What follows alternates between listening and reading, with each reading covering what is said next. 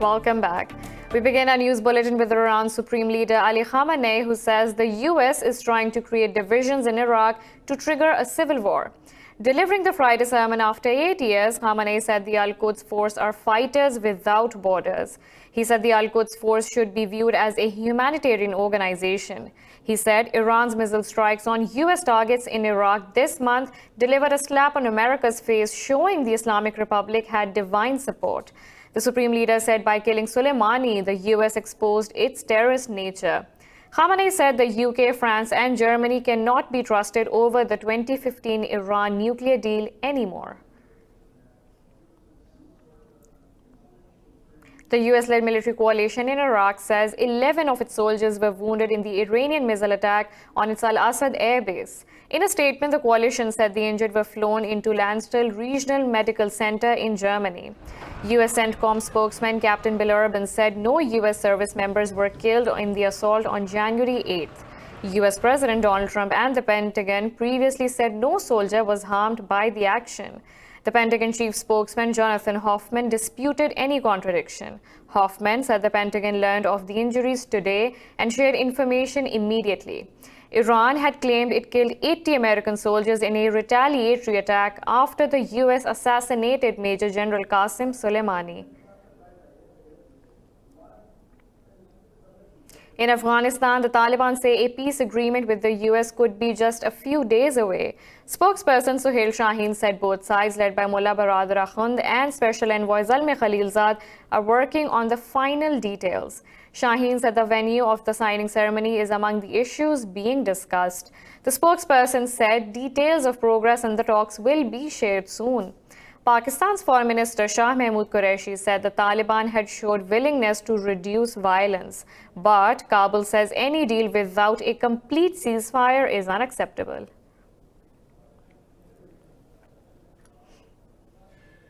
Pakistan's Foreign Minister Shah Mahmood Qureshi says the US must not repeat the mistakes of the 1980s by leaving Afghanistan in haste. Speaking in Washington, Qureshi said the US should exit in a phased and orderly manner, ensuring the overall safety of the country and the region. He said Pakistan had long argued that there is no military solution to the conflict in Afghanistan.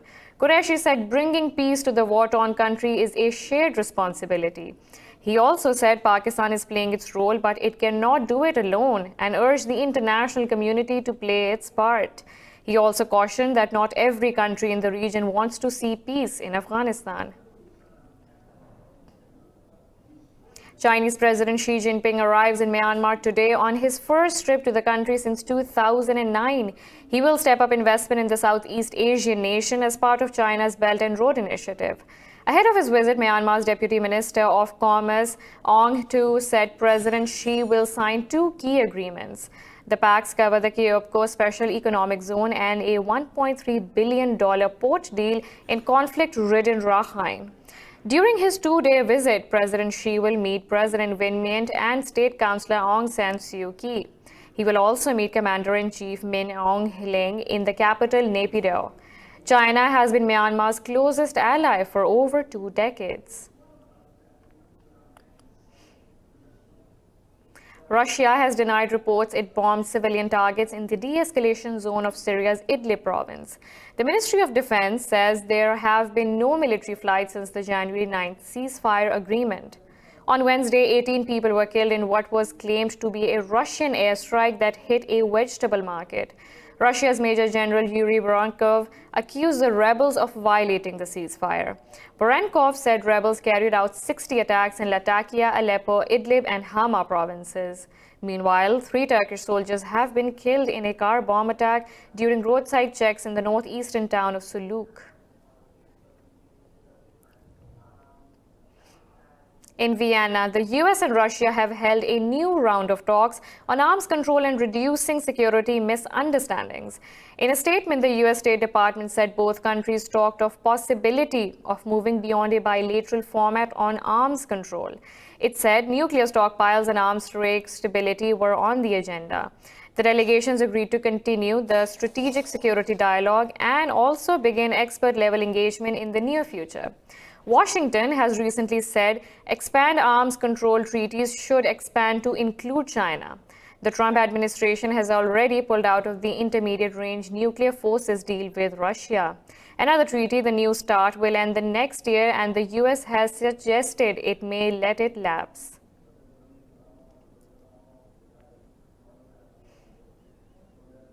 "14 people have been killed and 2 wounded in an attack on a Fulani herders village in central Mali. The UN peacekeeping mission in the country says the incident appears to be another bout of ethnic violence. The UN mission said armed men on motorbikes wearing the costume of traditional hunters known as the Dogo attacked the Siba village. It said they fired at locals with hunting rifles and set fire to the houses. Security officials said some of the victims had their throats slit in their sleep. The UN mission said tensions between the villagers of Siba and the neighboring village of Seinda have existed for some time. German Chancellor Angela Merkel has called for an arms embargo on Libya for a political solution to the conflict. Speaking at a news conference, Merkel welcomed a promise by Libya's Khalifa Haftar to respect the existing ceasefire. Merkel said everyone at Sunday's Berlin conference must agree to a weapons restraint within the UN framework. U.S. Secretary of State Mike Pompeo has confirmed his presence at the conference. He said he will push foreign powers to withdraw from the country's conflict. In a joint statement, Italy and Algeria have also voiced support for a peaceful resolution to the Libyan war.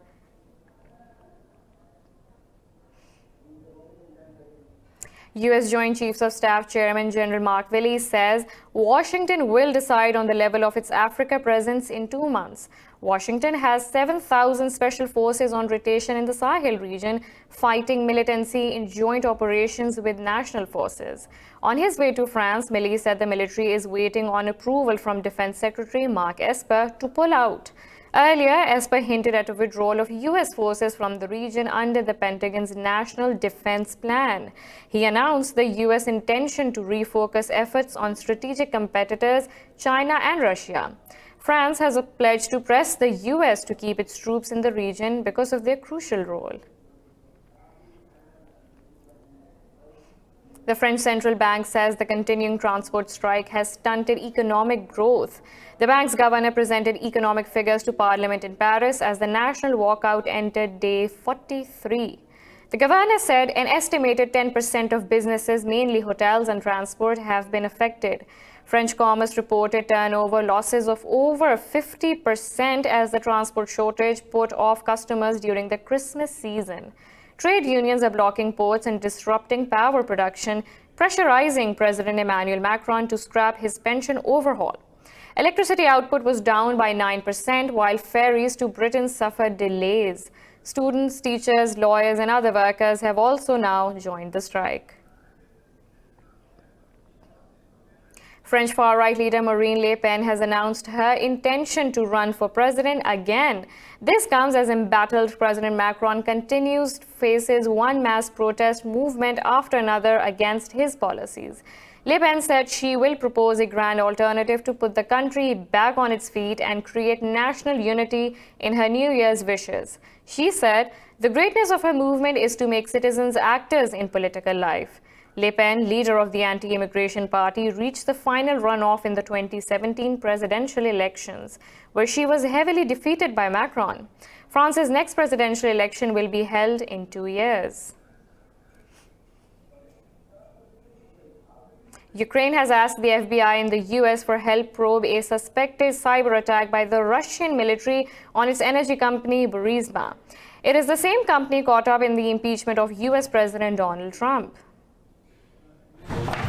Ukraine's Interior Ministry also opened an inquiry into the possible illegal surveillance of former U.S. Ambassador Marie Yovanovitch. This comes after the U.S. Congress released the text messages as part of the impeachment proceedings against President Trump. The FBI has declined to comment on the Ukrainian request. Burisma was at the center of attempts by Trump in July to persuade Ukraine to open a corruption investigation into Joe Biden and his son Hunter. Russia has not responded to the allegations.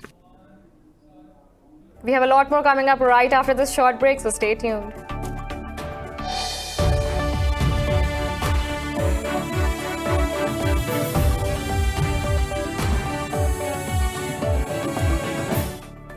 Welcome back. Guatemala's new president, Alejandro Giammattei, has cut diplomatic ties with the Venezuelan government of Nicolas Maduro. A year ago, Guatemala recognized Juan Guaido as Venezuela's president. We have turned the order to the foreign minister that the only person left in the Venezuelan embassy in Guatemala proceed with his return. And we are definitely closing relations with the Venezuelan government. We are going to close the embassy. In a tweet, Venezuela's Foreign Minister Jorge Rodriguez accused Guatemala of bowing to the Trump administration. Moving on, in Panama, the bodies of 6 children and a pregnant woman have been found in a mass grave in the indigenous region of Nagabe Bugle. Police have arrested 10 members of a religious sect in connection with the murders. Authorities say prosecutors are investigating the suspects believed to have been performing exorcisms. The police said they freed 15 people who had been bound and beaten with wooden sticks. Senior prosecutor Rafael Baleos said locals alerted police when they became suspicious. The public ministry and the national police were able to locate a grave where 7 Panamanians, 7 indigenous people were found that were mistreated, that were beaten and were murdered. The Nagabe Bugle is Panama's largest indigenous group. They also suffer from high rates of poverty and illiteracy. Now moving on into the U.S., where the FBI has arrested a former Canadian Armed Forces reservist and 2 other men allegedly linked to a violent white supremacist group. Authorities say the trio were planning to attend a pro-gun rally planned for Monday in Richmond, Virginia. The Department of Justice says 3 other members of a neo-Nazi group, the base, and were arrested on federal indictments. The complaint charges the 3 with transporting an automatic assault rifle and over 1,000 rounds of ammunition with intent to commit a felony. U.S. and Canadian authorities had been tracking the men for several months. A second day of heavy rainfall has dampened some bushfires on Australia's east coast. The Rural Fire Service says despite the rains, 82 fires are still burning. These include 30 that are yet to be contained in New South Wales and the state of Victoria. After months of hot and dry weather driving the fires, Australia witnessed some of the heaviest rainfall in nearly a decade. Rain is expected to continue throughout the weekend in New South Wales.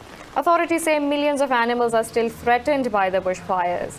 The blazes have claimed 28 lives, scorched massive tracts of forests, and destroyed thousands of homes.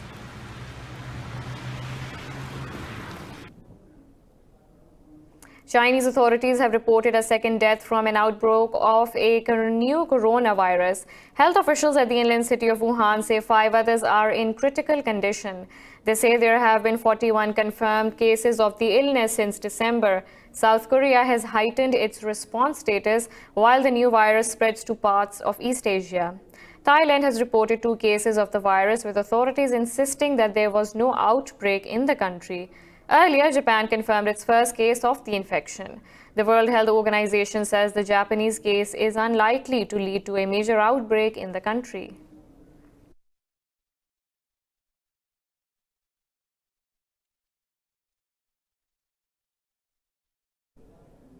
Cities across southern Europe are experiencing dangerously high levels of smog caused by dry, sunny weather and light winds. In Bosnia, protesters took to the streets wearing gas masks, demanding government action. The Italian government has placed temporary bans on diesel vehicles in major cities, including the capital, Rome. The restrictions, which remain in place for the next 3 days, will affect 1 million vehicles. Smog levels in Milan, Turin, and Bologna have also reached dangerous levels. Environmentalists have described the situation as a smog emergency.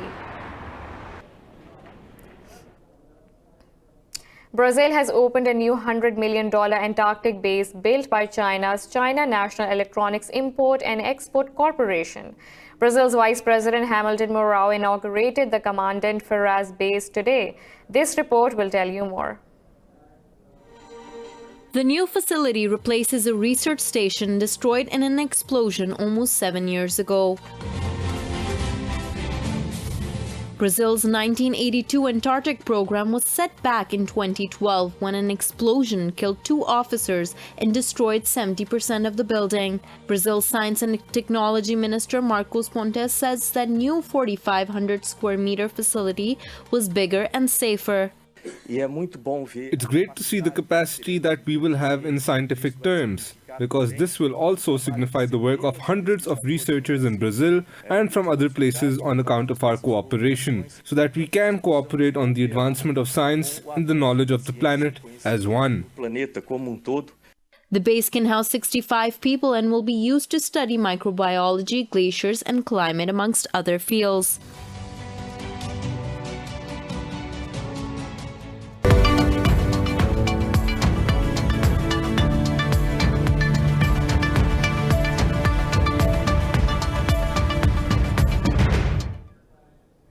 The EU says it has to assess whether the US and China Phase 1 deal complies with global trade rules. At a press conference in London, the bloc's Trade Commissioner Phil Hogan said the devil is in the details. Hogan said Washington and Beijing have stepped outside the usual framework for making agreements.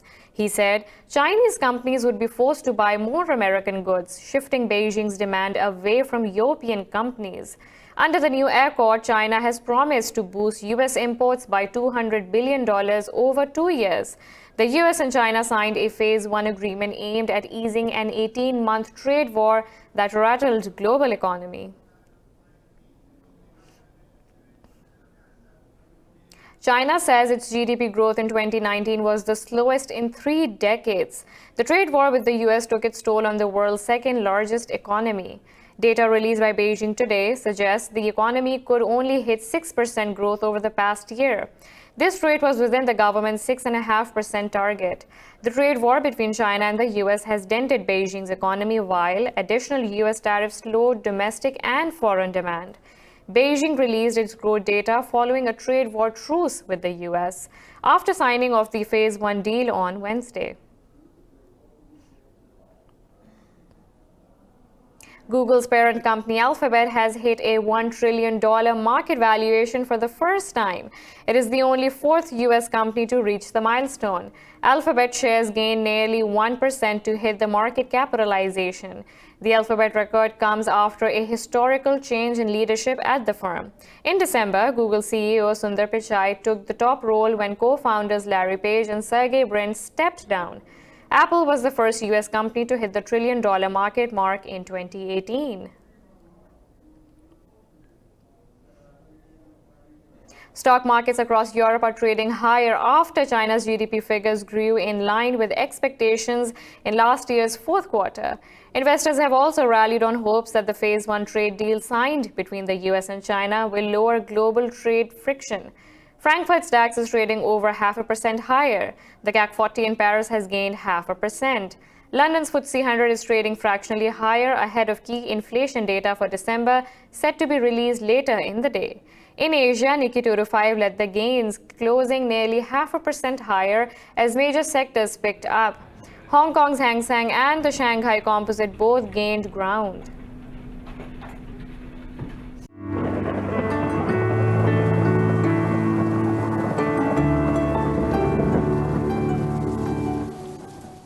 Now let's look at the weather from around the globe.